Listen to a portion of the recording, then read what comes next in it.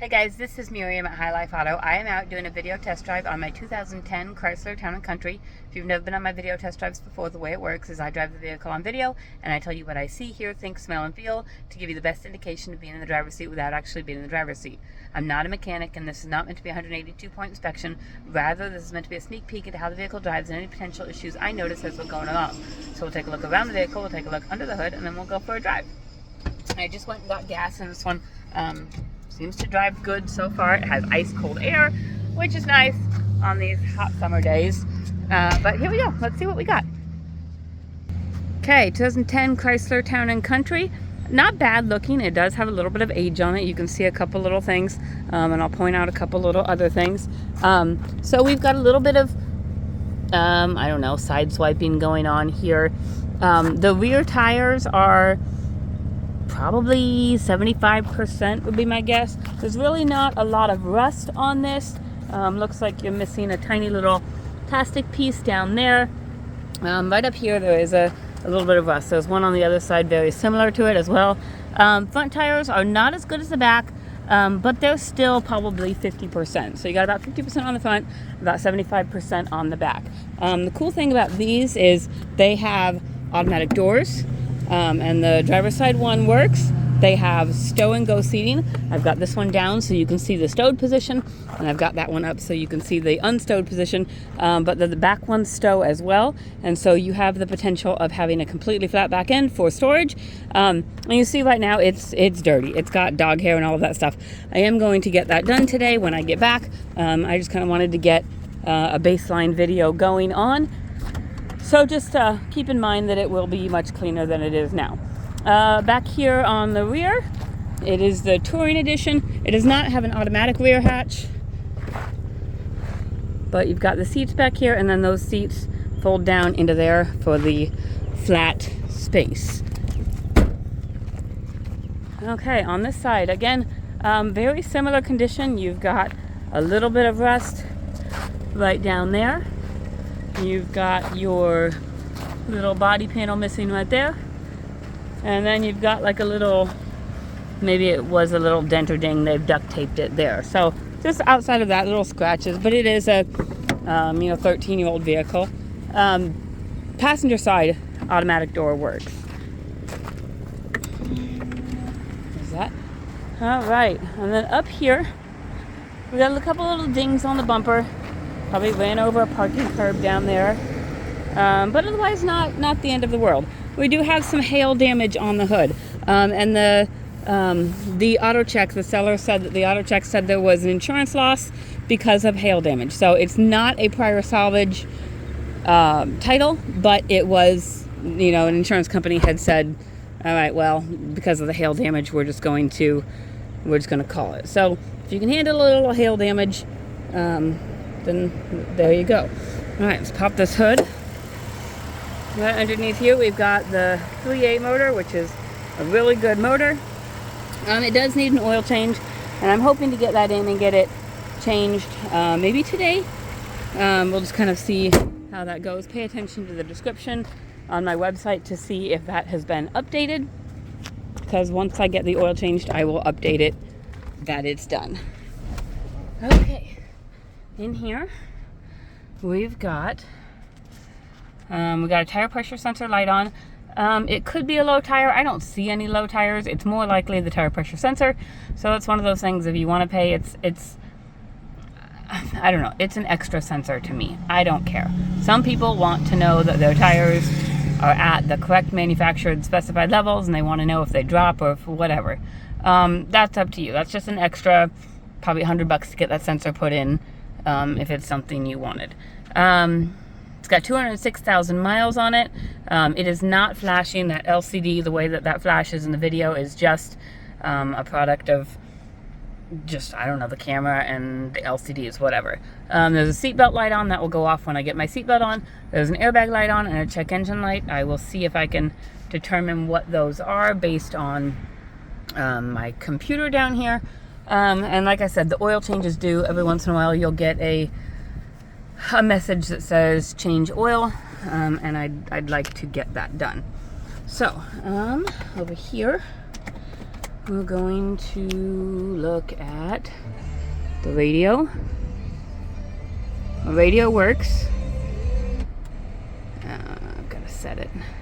Okay, radio works. Doesn't look like there's really anything special there. What's this button? Is that in relation to... I think that's got to be in relation to this. But it looks like maybe it connects to Bluetooth.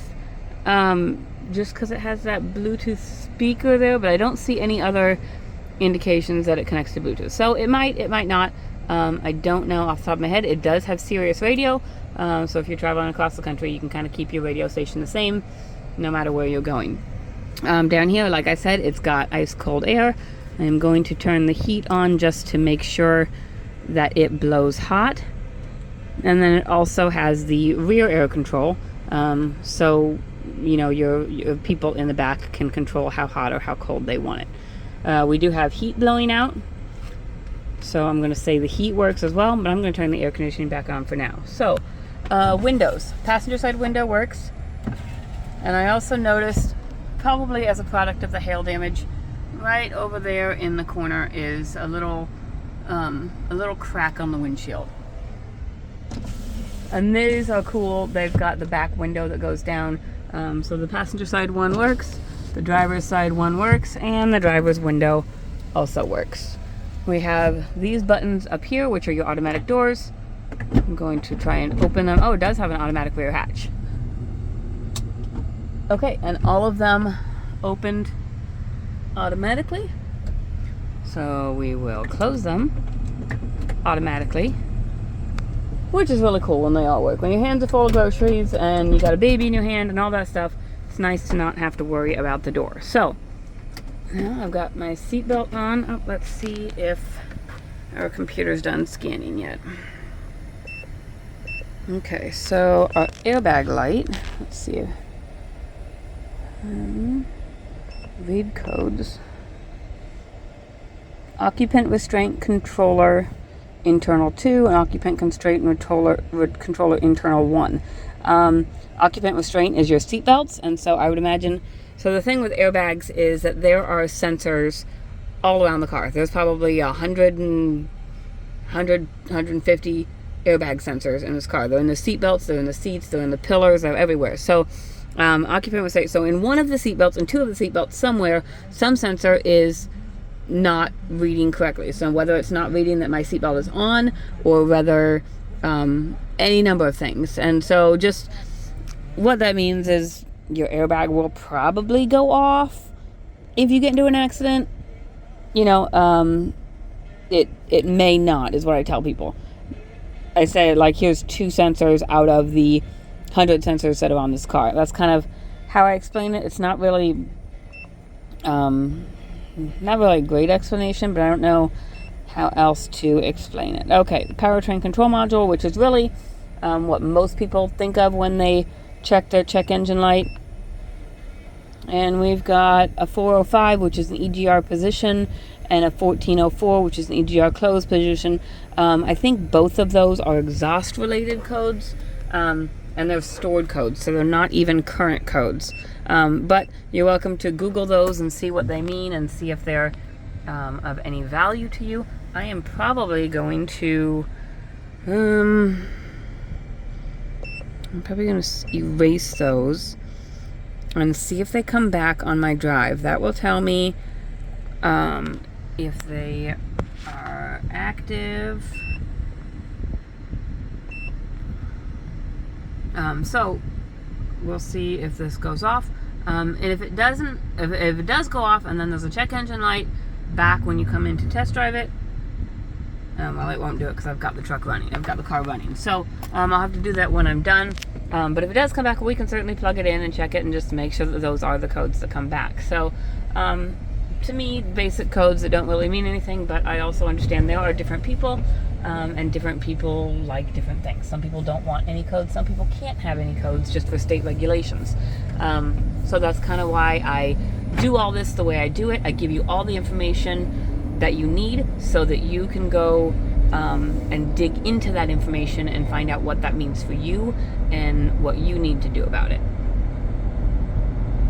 Right off the bat, it's driving very well, has good power, good acceleration going up this hill. And part of the reason I go up this hill is it's a pretty steep grade, and so if a car is going to have trouble accelerating, or if it's going to be sluggish or hesitant at all, I'm going to feel it on this hill.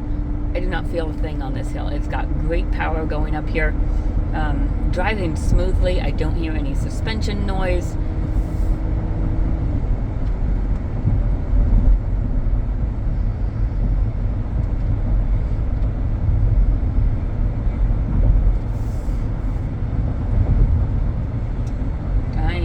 Cruising at almost 60, so I'm going to check my I'm going to check my actual cruise. Let's get that turned on, and let's see, I've got my cruise on, so my cruise works the way it should.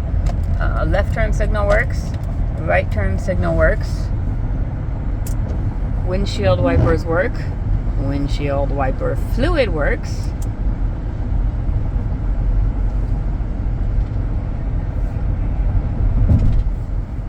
Try my horn. Horn works. Brakes are excellent. They feel very good, feel nearly new. Stops the car, no grinding, no vibration, no pulling.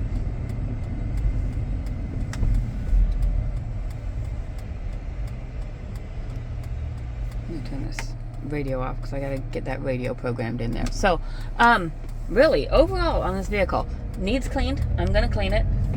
Needs an oil change. I'm hoping to get the oil change done. Other than that, you've got an airbag light, you've got a possible check engine light, and you got a tire pressure sensor light. Otherwise, it drives very well. Everything seems to be working well. It's accelerating well. It's stopping well. Usually the things we focus on are start, stop, and steer. It's started, no jump pack. It stops just fine. It steers just fine. There's no suspension noise. No indications of any suspension noise. And like always, you're welcome to bring your mechanic. You're welcome to have somebody check it out. We've got one in town if you don't have one, that he'll kind of tell you this is what needs to be done before the next oil change, this is what needs to be done in the next 6 months, this is what you need to be looking at down the road. And so it kind of gives you an idea of, all right, well, what am I getting into? Obviously, we sell cheaper vehicles. They're not perfect. They have hail damage. Whatever it is, and cars require maintenance. There's just no way around that. They will require maintenance, and so it's good practice to get into, to know what kind of maintenance you're going to be looking into coming up in the near future. So there's my soapbox. Seems like a really good running vehicle. If you have any questions, hit me up. My cell phone is 309-267-7200, and pay attention to the description to see what I've done as far as the oil change and all of that. Thanks, guys.